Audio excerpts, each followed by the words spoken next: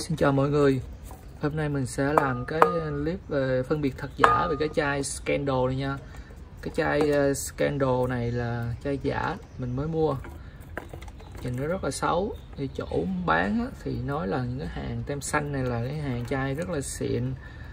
Mình cũng mua cái chai này như là 550 á, nên mình cũng muốn mua cái chai mà sao cho nó thật giống hàng chính hãng, càng giống nhiều càng tốt, để mình review cho các bạn biết là cái hàng nước hoa trên thị trường á thì nó mức độ nó giả tinh vi đến cỡ nào.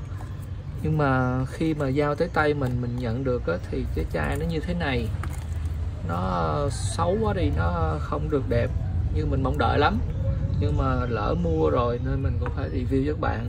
Thì mình cũng muốn các bạn nhìn vào cái chai chính hãng này nè, để khi các bạn có mua một cái chai nước hoa, chai Scandal này, các bạn muốn xem nó thật hay giả, bạn có thể mở clip mình ra, nhìn qua cái clip này, để nhìn qua cái chai chính hãng này để phân biệt thật giả nha. Chứ các bạn đừng có so sánh với cái chai giả này làm cái gì. Có nhiều bạn cũng nói là nhìn qua là biết cái chai nào cho thật giả rồi, cần gì phải làm cái clip phân biệt thật giả làm gì. Nhưng mà mình vẫn muốn nhấn mạnh là mình làm để cho mọi người, những người mà không rành về nước hoa, họ tham khảo về cái chai chính hãng, chứ không phải là tham khảo về cái chai giả này làm gì nha. Nên mình nhấn mạnh chút xíu. Rồi, cảm ơn các bạn. Rồi mình sẽ làm review nhanh về cái chai này nha.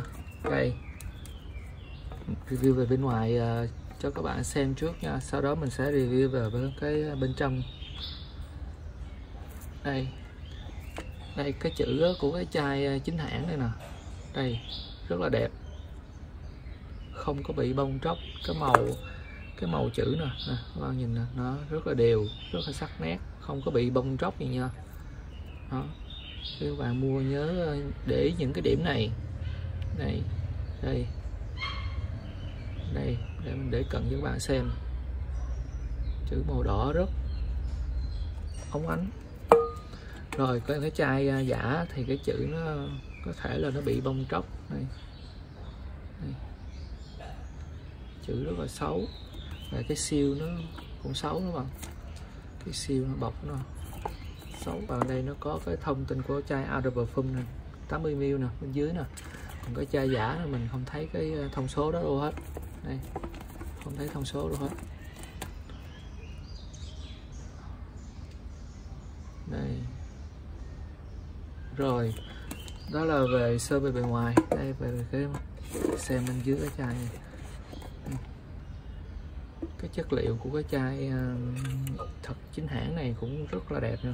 Đây, miếng nhôm chất liệu rất là đẹp, bóng mượt, thông số đầy đủ, mã vạch rồi. Đây cái chai giả này, nhìn cái chất liệu nhôm xấu. Thì mình cũng đã nói nhiều lần rồi là mua hàng á, thì những cái chỗ bán hàng online hay gì đó, họ rất là thích kêu các bạn là check mã vạch đi để biết hàng chính hãng hay không. Thì mình cũng nên khuyến cáo là các bạn cũng đừng có nên vì check mã vạch này mà tin nó là hàng thật hay hàng giả nha. Vì cái mã vạch đó nó không thể hiện được là hàng thật hàng giả đâu. Mình chắc chắn như vậy, tại vì mình đã từng check rồi. Cái chai thật chai giả gì nó cũng ra hết, nên mình không biết phân biệt được cái nào là thật nào giả qua cái mã vạch đó nha. Rồi mình sẽ đi vào bên trong nha. Ok, giờ mình sẽ bóc xì. Chai này mình cũng mới mua luôn, xì đầy đủ. Mình sẽ bóc xì review cho các bạn.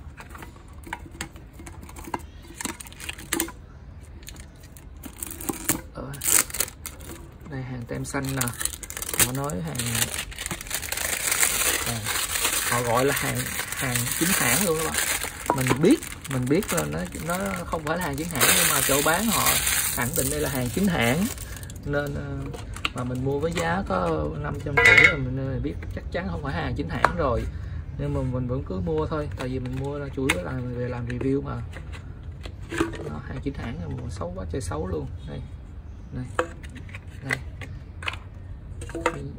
giấy bên trong chai đây, chút mình sẽ review về cái bên trong cho các bạn xem. Rồi Rồi mình sẽ bóc siêu cái chai chính hãng của mình nhé. Đây, cái đường rọc rất là tiện lợi.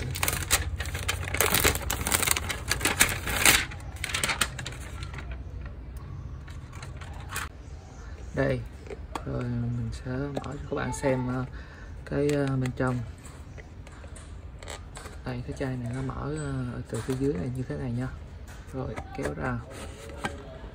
Đây, đây, đây, đây là cái miếng đệm bên trong đây.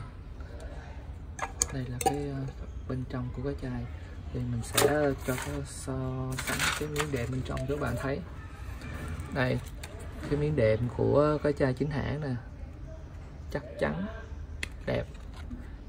Đây, còn cái miếng đệm của cái chai giả đây, xấu xí lắm. Đây, đó, mình mở ra là biết ngay luôn. Đó, rồi bỏ qua bên, rồi mình sẽ đi vào bên trong cái bên trong của cái chai nha. Ok,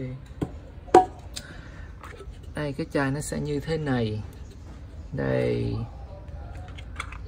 sẽ cái chân lại đây. Rồi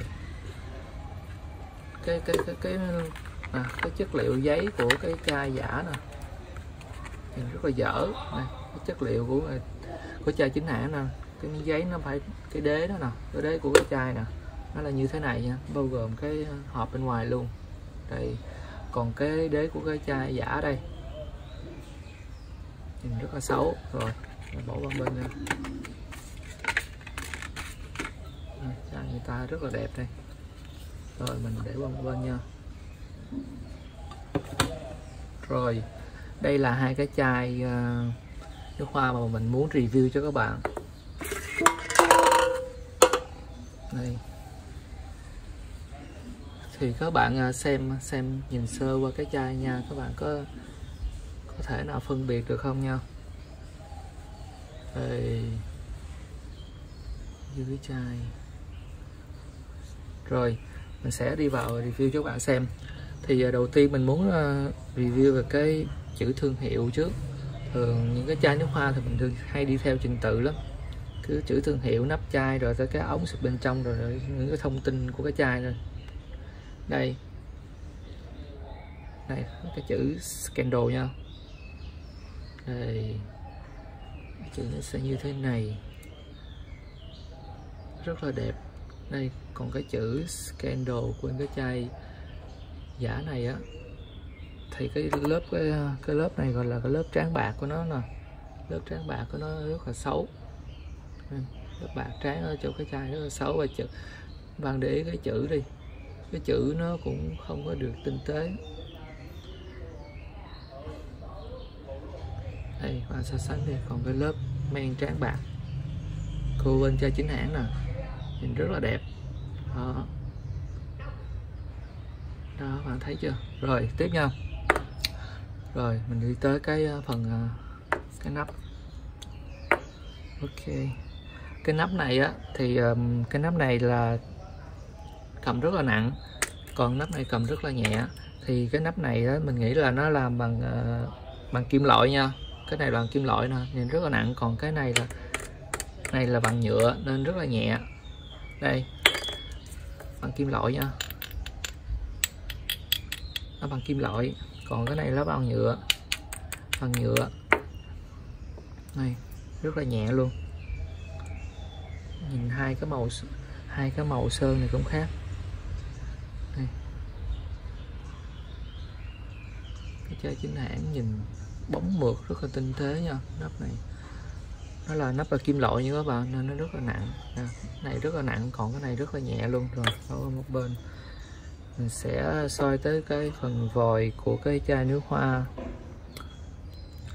Thì các bạn khi mà mua chai nước hoa, mình nhấn mạnh là các bạn nên để ý vào cái chai chính hãng này nha. Thường cái chai giả thì có muôn vàng chai giả, nên mình không thể nào mua được đúng cái chai mà nó thật là giống được. Tại vì mình không có nhiều tiền mà cứ đi mua chai này hết chai khác, chai nào chai nó giống thì thôi. Mình chỉ biết là mua thì người chỗ bán giới thiệu chai đó là chai chính hãng, rồi rất là mắc tiền, thì mình chỉ biết là mua chai đó thôi, chứ mình không có biết bên trong nó như thế nào nha. nên các bạn thông cảm là nói là hai cái chai này nhìn là biết thật giả rồi, cần gì phân biệt. Nên mình muốn nhấn mạnh là các bạn nên xem cái chai chính hãng này để so sánh với cái chai các bạn mua nha. Đây, cái nắp chai nó có cái chữ thương hiệu luôn nha, cái chỗ nắp xịt nè bạn. Rồi còn cái nắp xịt bên đây á, thì nó không có chữ gì hết. Cái chai chính hãng nhìn rất là đẹp, chai này đẹp đây. Đó, cái lớp sơn bên đây nó cũng dạng như màu vàng vàng mà, còn đây nó sẽ màu trắng. Đây, cái nắp này cũng là màu trắng này, còn cái nắp này cũng dạng màu vàng vàng. Rồi cái đây là cái nắp xịt này nó khác nhau như thế này, bên có chữ thương hiệu và bên không. Và mình cũng hay review về cái ống xịt bên trong của cái chai nước hoa này. Đây mình sẽ để hai chai cho các bạn thấy. Thấy chưa? Cái ống xịt bên đây của cái chai chính hãng á, nhìn rất là thanh mảnh nè, rất là trong luôn. Đây, còn cái ống xịt của cái chai giả đây nhìn rất là xấu tệ bạn. Nó nhìn cái ống bên trong nó làm rất là dư luôn. Và cái ống bên trong nó cũng dạng trắng mà là trắng đục, nó hơi to cái xíu. Còn cái chai chính hãng là cái ống rất là thanh mảnh và nhỏ nè, và cái độ dài nó vừa đủ tới cái chai nước hoa thôi. Đó, cái điểm này mình cũng hay review qua những cái chai nước hoa trước. Đó, đây là một điểm nữa. Thì về cái độ nước thì cái độ nước của cái chai này thì thấy nó màu nó rất là đậm. Đây, nhìn vừa biết rồi, màu nước này rất là đậm, còn màu nước của cái chai này là nó hơi nhạt nhạt như thế này thôi nha. Rồi mình soi tới bên dưới của cái chai. Đây, cái chai đây, mình soi cái chai chính hãng trước nha. Đây, cái chai chính hãng nó sẽ có những cái thông số của cái chai này, những cái thông số về cái nơi sản xuất, về cái ml của cái chai này, và đặc biệt nó có cái code khắc trên chai. Đây, các bạn thấy không? Và những cái chữ này xung quanh chai đều là khắc chai hết, xuống chai hết nha các bạn, không phải in nha. Mình sợ là sẽ có những cái chai giả cũng có cái chữ này, nhưng mà cái chữ nó là in lên chai nha, không phải. Chữ này phải là khắc mới được. Đây, nó sẽ có cái 4 con số code này nè, cái code 5 số nó khắc ở đây nè, thì mới là chai chính hãng. Rồi còn cái chai giả này á, thì nó không có cái chữ khắc nào hết, nó có cái thông số, nó chỉ là cái miếng dán này thôi. Này, nó không có chữ khắc lên. Rồi đây thêm một điểm khác nữa. Rồi thì nãy giờ đó mình cũng đã review sơ qua về cái chai thật giả, về cái chai Scandal này nha. Thì khác nhau á, thì về cái chất liệu bên hộp của nó nè. Cái điểm đầu tiên là mình nói là về chất liệu, cái hộp bên ngoài của cái chai chữ rất là sắc nét nha, chữ này rất là sắc nét đây. Còn cái chữ của cái chai giả thì nó hơi bị lem tí xíu này. Còn cái phần bên trong á, thì có cái miếng lót này. Đó, mình chỉ nhắc lại những cái điểm mà mình phân biệt nãy giờ để các bạn tổng hợp lại cho các bạn rõ nha. Này, cái miếng lót bên đây, rồi từ cái chữ logo tới cái nắp xịt này, tới cái này là màng kim loại và cái này là nhựa, rồi cuối cùng là tới là cái vòi, cái ống bên trong cái chai nước hoa, xong rồi cái phần đít. Đây, cái thông số của dưới nằm ở dưới đít chai. Rồi thì mình đã phân biệt cái chai thật giả, cái chai Scandal này rồi. Thì các bạn thấy hay á thì nhớ cho mình một like ở cái video clip này nha, và nhớ subscribe cái kênh của mình để theo dõi những clip mình review kế tiếp nha. Cảm ơn các bạn đã theo dõi clip mình.